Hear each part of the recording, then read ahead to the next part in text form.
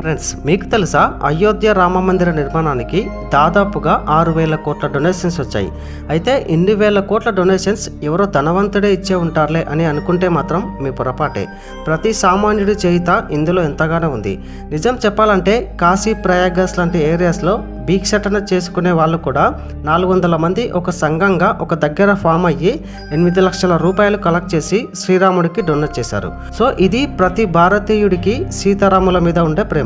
తండ్రి మాట కోసం రాముడు అడవులకు వెళ్తుంటే యువరాణి తనకున్న సుఖాలన్నిటిని వదిలేసి రాముడి వెంట వెళ్తుంది. సీత ఏమైందో కూడా తెలియకుండానే భద్రాచలం నుంచి శ్రీలంక వరకు నడుచుకుంటూ వెళ్లి బంగారు కోటలో 10 తలలు ఉన్న రావణాసురుడిని కొట్టి సీతను తెచ్చుకున్నవాడు శ్రీరాముడు. అందుకే సీతారాములు అంటేనే నిజమైన ప్రేమకు నిలువెత్తు రూపం. సో అయోధ్య రామ మందిర నిర్మాణం మీకు ఎలా అనిపించిందో కంపల్సరీ కామెంట్ చేయండి. అలాగే లైక్ చేసి ఇలాంటి వీడియోస్ కోసం మన ఛానల్ని ఇప్పుడే సబ్స్క్రైబ్ చేసుకొని సపోర్ట్ చేయండి. Thanks for watching.